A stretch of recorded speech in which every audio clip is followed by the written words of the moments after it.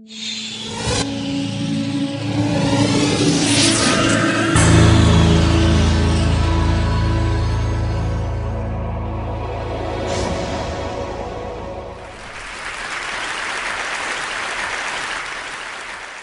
may have heard about the Quran's idea of paradise being 72 virgins, and I promise I will come back to those virgins. But in fact, here in the Northwest, we're living very close to the real Quranic idea of paradise, defined 36 times as gardens watered by running streams. Since I live in a houseboat on the running stream of Lake Union, this makes perfect sense to me. But the thing is, how come it's news to most people? I know many well-intentioned non-Muslims who've begun reading the Quran but given up, disconcerted by its otherness. The historian Thomas Carlyle considered Muhammad one of the world's greatest heroes, yet even he called the Quran as toilsome reading as I ever undertook, a wearisome, confused jumble. Part of the problem, I think, is that we imagine that the Quran can be read as we usually read a book, as though we can curl up with it on a rainy afternoon with a bowl of popcorn within reach, as though God, and the Quran is entirely in the voice of God speaking to Muhammad, were just another author on the bestseller list. Yet the fact that so few people do actually read the Quran is precisely why it's so easy to quote. That is, to misquote. Phrases and snippets taken out of context in what I call the highlighter version, which is the one favored by both Muslim fundamentalists and anti-Muslim Islamophobes. So this past spring, as I was gearing up to begin writing a biography of Muhammad, I realized I needed to read the Quran properly as I could, that is. My Arabic's reduced by now to wielding a dictionary, so I took 4 well-known translations and decided to read them side by side, verse by verse, along with a transliteration and the original 7th century Arabic. Now, I did have an advantage.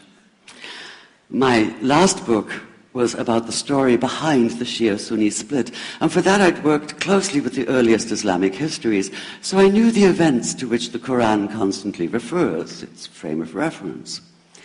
I knew enough, that is, to know that I'd be a tourist in the Quran, an informed one, an experienced one even, but still an outsider, an agnostic Jew reading someone else's holy book.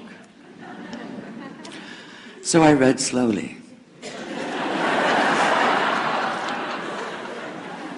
I'd set aside 3 weeks for this project, and that, I think, is what is meant by hubris, because it turned out to be 3 months. I did resist the temptation to skip to the back where the shorter and more clearly mystical chapters are, but every time I thought I was beginning to get a handle on the Quran, that feeling of, I get it now, it'd slip away overnight, and I'd come back in the morning wondering if I wasn't lost in a strange land. And yet the terrain was very familiar. The Quran declares that it comes to renew the message of the Torah and the Gospels, so 1/3 of it reprises the stories of biblical figures like Abraham, Moses, Joseph, Mary, Jesus. God himself was utterly familiar from his earlier manifestation as Yahweh, jealously insisting on no other gods. The presence of camels, mountains, desert wells and springs took me back to the year I spent wandering the Sinai desert. And then there was the language, the rhythmic cadence of it, reminding me of evenings spent listening to Bedouin elders recite hours-long narrative poems entirely from memory. And I began to grasp why it said that the Quran is really the Quran, only in Arabic. Take the Fatiha, the 7-verse opening chapter that is the Lord's Prayer and the Shema Israel of Islam combined. It's just 29 words in Arabic, but anywhere from 65 to 72 in translation. And yet the more you add, the more seems to go missing. The Arabic has an incantatory, almost hypnotic quality that begs to be heard rather than read, felt more than analyzed. It wants to be chanted out loud, to sound its music in the ear and on the tongue. So the Quran in English is a kind of shadow of itself, or as Arthur Arbery called his version, an interpretation. But all is not lost in translation. As the Quran promises, patience is rewarded, and there are many surprises. A degree of environmental awareness, for instance, and of humans as mere stewards of God's creation, unmatched in the Bible. And where the Bible is addressed exclusively to men, using the second and third person masculine, the Quran includes women, talking, for instance, of believing men and believing women, honorable men and honorable women. Or take the infamous verse about killing the unbelievers. Yes, it does say that, but in a very specific context. The anticipated conquest of the sanctuary city of Mecca, where fighting was usually forbidden. And the permission comes hedged about with qualifiers.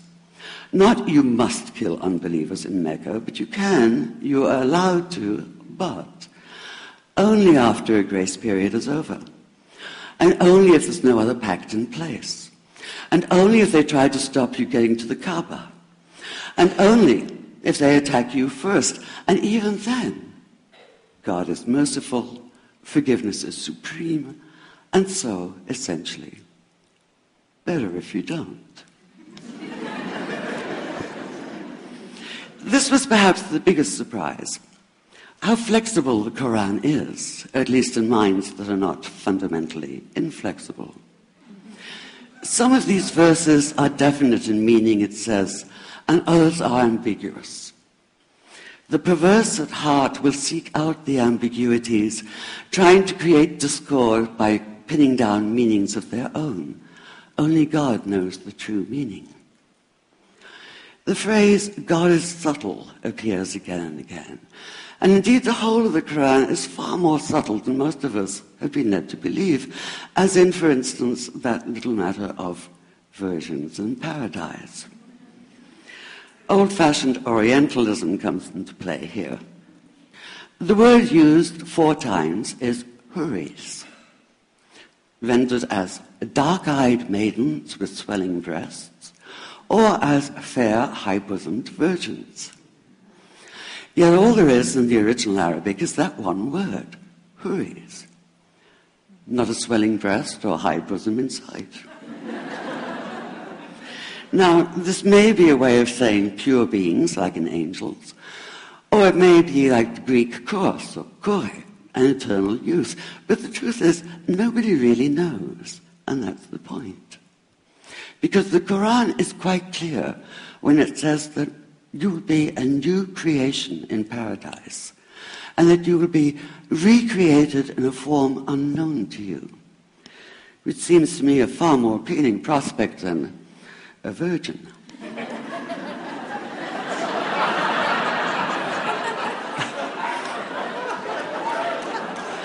And that number 72 never appears. There are no 72 virgins in the Quran. That idea only came into being 300 years later, and most Islamic scholars see it as the equivalent of people with wings sitting on clouds and strumming harps. Paradise is quite the opposite.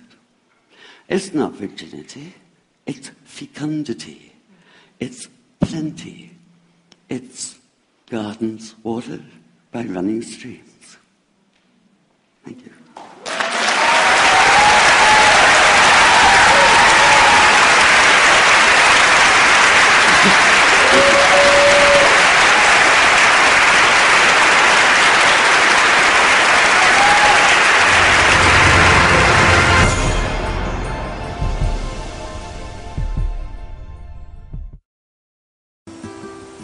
25% of the world's food supply is lost to spoilage. That's $458 billion worth every year. On a smarter planet, we're building intelligence into physical things. So we can know how far our foods travel. Monitor temperature all the way to the market. I know it got to the table fresh. It's already happening in places like Canada, Norway, and Vietnam. When we make food smarter, we make it safer. That's what I'm working on. I'm an IBMer. Let's build a smarter planet. 1,400 years ago, when the world was immersed in darkness, the Quran was revealed, which brought light to a beleaguered world. And whereas the earlier books came with many scientific mistakes, due to the hand of man having delved into them, the Quran had none of these contradictions. The world thought there could be no reconciliation between religion and science. But the Quran mentioned many scientific facts in great detail, like how a human being developed in the mother's womb, and described other scientific facts which amaze the world's renowned scientists and scientific community. Such was the impact of these revelations that the first Islamic medical conference was held at the Arab League building, Cairo, Egypt, on the 26th of September, 1985. This is a leech, and this is the human embryo, about 23 days. I think you have to agree that the similarity between these structures is amazing. Muhammad could not have known these facts about human development in the 7th century because most of them were not discovered until the 20th century. It has been a great pleasure for me to help clarify statements in the Quran about human development. It is clear to me that these statements must have come to Muhammad from God or Allah, because almost all of this knowledge was not discovered until many centuries later. This proves to me that Muhammad must have been a messenger of God or Allah. The key word in both is al-Ghaib. At this stage is known to no one except Allah. Summary. The Quran describes not only the development of external form, but emphasizes also the internal stages, the stages inside the embryo of its creation and development, emphasizing major events recognized by contemporary science. Thank you for your attention. As a scientist, I can only deal with things which I can specifically see. I can understand embryology and developmental biology. I can understand the words that are translated to me from the Quran. As I gave the example before, if I were to transpose myself into that era, knowing what I do today and describing things, I could not describe the things which were described. I see no reason, I see no evidence for the fact to refute the concept that this individual, Muhammad, had to be developing this information from someplace. So I see nothing here in conflict with the concept that divine intervention was involved in what he was. The rapid growth and dramatic changes which occur after the bones have been clothed by muscles have been mentioned in the Holy Quran 1400 years ago. Muhammad was a very ordinary man. He couldn't have read, he didn't know to write. In fact, he was illiterate. And we're talking about 1,200 years ago. You have someone, an illiterate person, making profound pronouncements and statements that are amazingly accurate of a scientific nature. And I personally can't see how this could be a mere chance. There are too many accuracies. And like Dr. Moore, I have no difficulty in my mind reconciling that this is a divine inspiration or revelation which led him to these statements. Surah 79, Ayah 32 states, also in the context of creation, and the mountains hath he firmly fixed. Similar mention of mountains is found in several other surahs. It is permissible to interpret this to imply that mountains are rooted and that modern geophysics has established deep crustal roots for the axial parts of mountain systems at converging plate boundaries. We need research into the history of early Middle Eastern oral traditions to know whether, in fact, such historical events have been reported.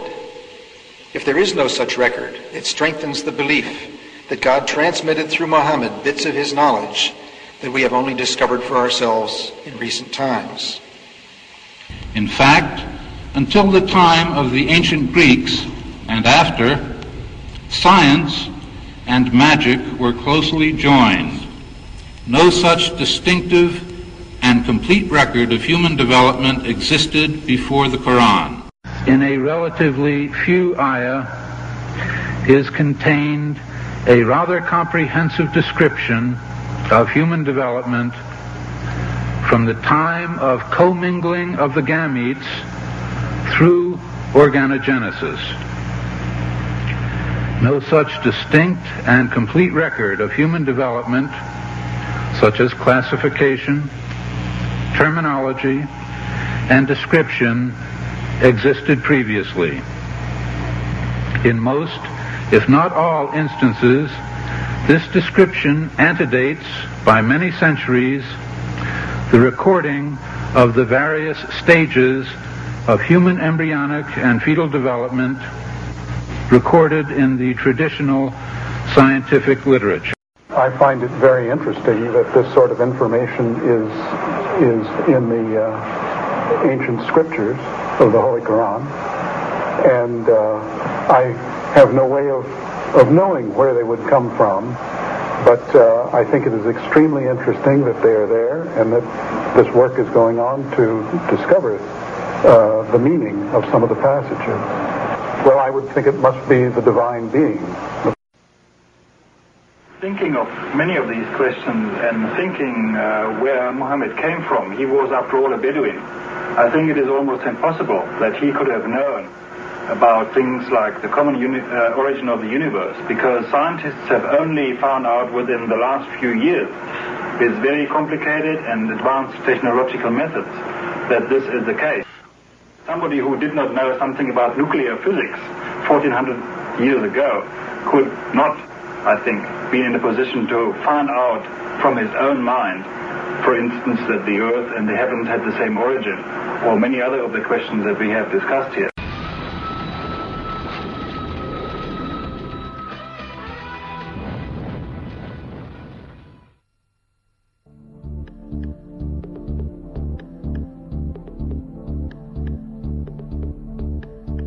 "14 centuries ago, God sent down to humanity the Quran as a book of guidance. He called upon people to be guided to the truth by adhering to this book. Since the day of its revelation to the day of resurrection, this last divine book will remain the sole guide for humanity." In the name of Allah, the Compassionate, the Merciful, it is my pleasure to be with you here today to speak about the Quran. Unfortunately, it's going to be a little bit abbreviated because I have to leave to the airport as soon as we're done here. But actually, my own experience with the Quran is what led me to eventually become a Muslim. And so that is why it takes me, I get great pleasure to speak in particular to non-Muslims about the Quran and try to introduce them to the Quran so that maybe they can share some of the same experiences and the same feelings that I had towards the Quran. So I came from I'm American, traditional American, I guess, Christian background. And so when I started to read and study about Islam, that was the background that I was coming from. And so there are many aspects of the Quran that affected me in many ways. And one of the first aspects that I think is very important has to do with the preservation of the Quran. Because if we're going to speak about following, if we're going to say that we believe in God and we agree upon the fact that we believe in God, And even if we accept the fact or the concept of revelation from God, and if we want to follow this revelation, one of the first and most important aspects is that we have to have a strong reason to believe that this revelation has actually been preserved from its original source. It does not make any sense, really, to say that I'm going to follow God's revelation when we realize or when we know that what we're holding in our hands perhaps has not been preserved. Or we may have good reason to believe that it hasn't been preserved. So one of the first things that stuck out to me with respect to the Quran has to do with the preservation of the Quran. The Quran was revealed to the Prophet Muhammad ﷺ for over a period of 23 years. And actually I don't have, well, they have copies of it outside, so you can see the size of it. And so this book was passed on by the Prophet Muhammad to his followers, and it has been preserved minutely since that time to this day. And as a non-Muslim reading about Islam, I was somewhat surprised by how many of the non-Muslims, many of them who were not very polite in their writings to Islam, if I may use a politically correct way of describing their stance. But even they admitted and they accepted the fact that the Quran that we have today is actually the Quran that was revealed to the Prophet Muhammad. Well, they didn't say that was revealed to the Prophet Muhammad. It was the Quran that the Prophet Muhammad taught or passed on to his companions over 1400 years ago. And as I said, this was a very significant point with respect to me, because I had actually studied the history of the Bible before that time. And I'm obviously not going to get into the details of that kind of discussion here. But I can just say that the history of the Quran is completely different from the history of the Bible. And from the earliest days, this Quran was known and recognized and preserved. It was not compiled by later councils, some hundreds or 200s or 300 years ago, later, after the time of the Prophet Muhammad.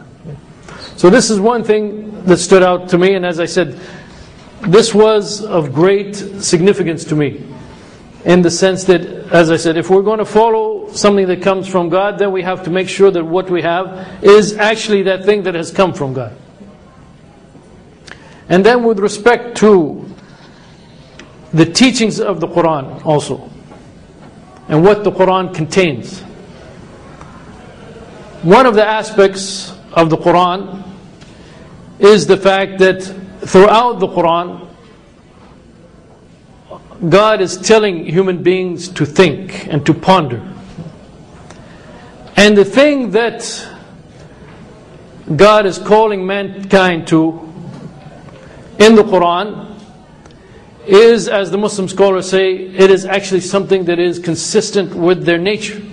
It is something understandable to the human being, because this is actually the nature, the natural way that human beings have been created. And so therefore God throughout the Quran tells you to ponder over the creation and think about things. And this call and this argument, the conclusion of it, is that you will recognize the fact that there's actually only one Creator, and that this Creator is deserving of worship and so forth. And so therefore there's no, so to speak, leap of faith in Islam. The definition of faith in Islam from an Islamic perspective, from a Quranic perspective, is not to believe in something that you cannot prove.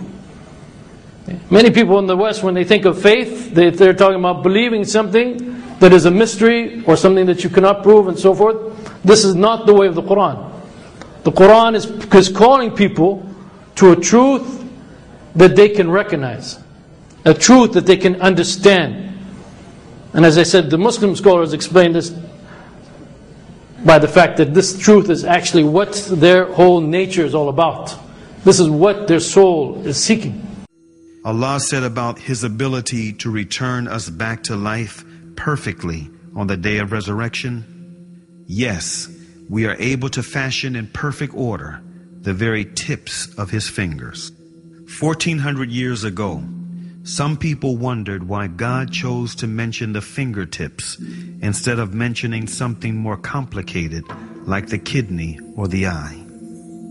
Today, science proved that this part of the body is one of the most complicated parts because it is carrying a unique fingerprint.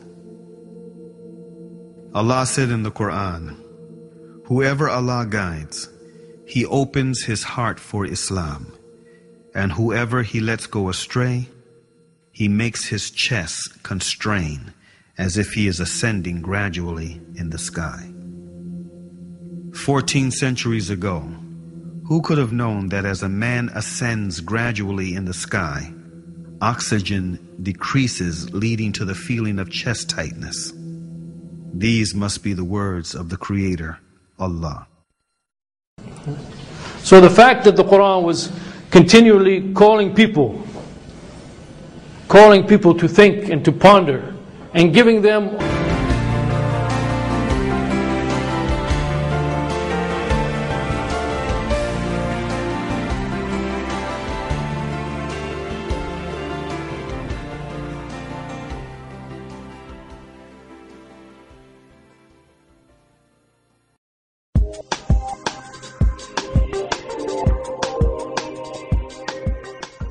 The ecological crisis, for me, is one of the greatest challenges we face in our time. And perhaps it's an outward reflection of a deeper spiritual crisis. We've lost our respect for creation and our sense of the sacred. The Quran tells us how God has created everything in balance. And if we upset the balance, it has disastrous consequences, not only for the world around us, but also for our souls. So perhaps what we need is a spiritual revival, a revival of spiritual consciousness, which would inspire us to all get together, no matter what faith, to try and save the planet, because this affects us all.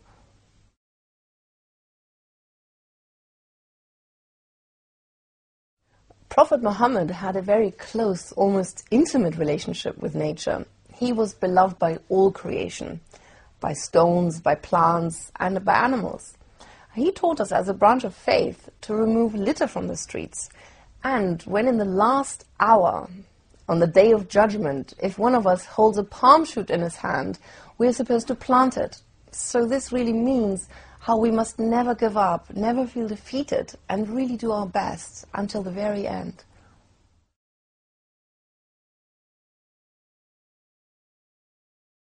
Muhammad taught us to protect nature, to observe its signs, and to meditate upon them. Now, in our day and age, due to pollution and climate change, this may not always be possible. I mean, just now, the United Kingdom's beaches have been classified as one of the most unclean in the whole of Europe. And I really believe it's our time now. The time has come that we clean up our act and shed this image of being the dirty man of Europe and, in fact, become one of the leading lights.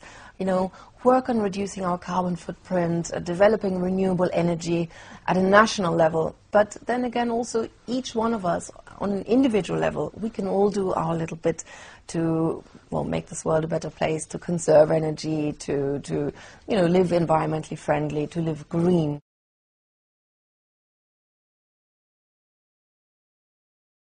Actually, by nature, Muslims should be environmentalists because Muhammad and the Quran teach us to protect the environment, to look after our resources. In fact, we're the stewards of Earth, the stewards of our Earth. We're meant to look after our Earth in a responsible way and recycle, conserve the energy, and really be good human beings in that way, and establish harmony again between us and the world around us. Because once we're at peace with the earth, we will be at peace with heaven.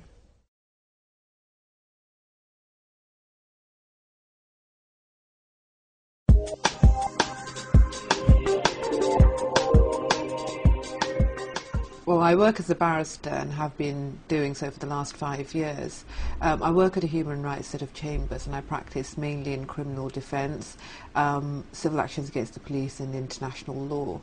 So my practice ranges or encompasses offences including terrorism, homicide, serious violence, drugs and large-scale frauds.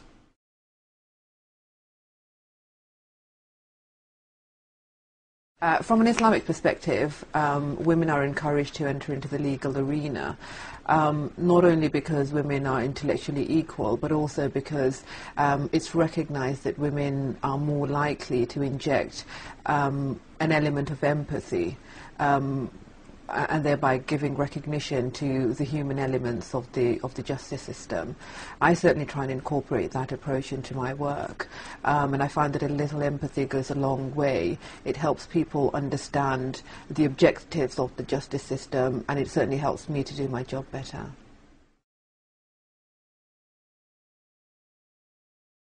Islam came at a time to a society that was engaged in the worst types of degradation of women. Women at that time had no rights. They were treated as possessions.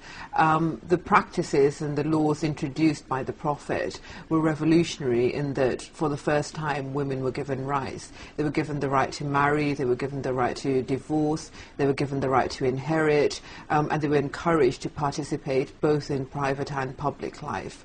And that is the legacy of the Prophet, and that is something that has continued throughout the ages. When people think of women's status and rights in Islam, the whole area is usually surrounded by misconceptions and controversy. The reality is that women continue, and have been for a long time, participating in all areas of life. In the public arena, in the work sector, they're engaging in fields as far as the legal profession, medicine, science, politics, the media, academia.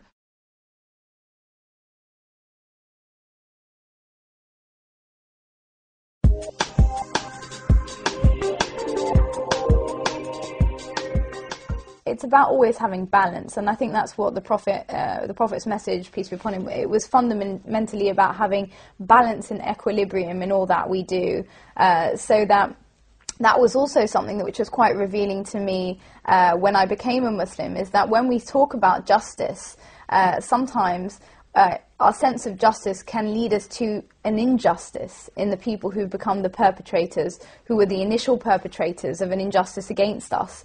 And the Prophet, peace be upon him's message was always that you repel bad with good, that you always respond to evil with good, that you should always remember that God loves justice and never transgress the limits, so that even when people are committing serious injustices against you, even when the perpetrators may be responsible for heinous crimes, you have a moral responsibility and a moral obligation in front of God to always uphold justice and never yourself transgress those limits.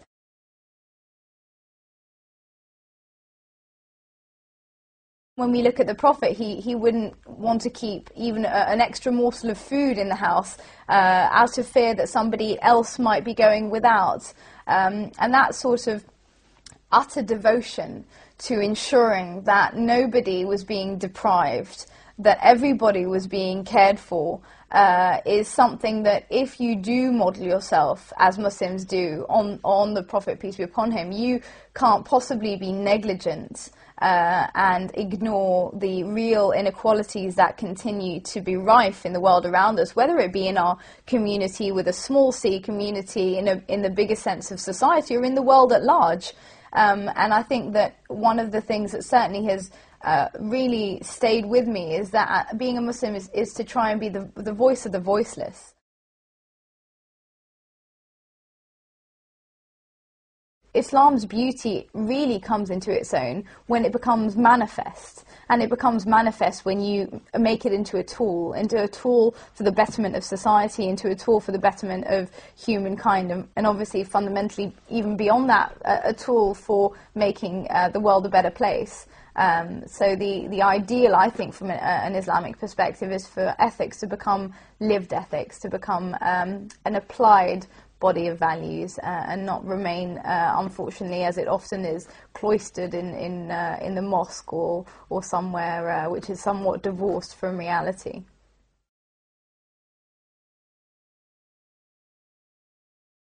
I think the example of Muhammad Yunus, the Nobel Prize winner, who had developed an economic model to get communities out of poverty, is just one example of applied ethics. He took a principle that, you know, people in poverty had just as much right as anybody else to be given the economic means to pull themselves out of poverty. And so he applied a principle of justice, and made it into an economic model. And that's really lived Islam. That's really Islam in action. And when you see Islam in action, when you do see these principles translated into real-world actions, then it's not only clear for us as a community to see, it's clear for the world to see. And obviously, there's not really a greater recognition than you know, being awarded the Nobel Peace Prize.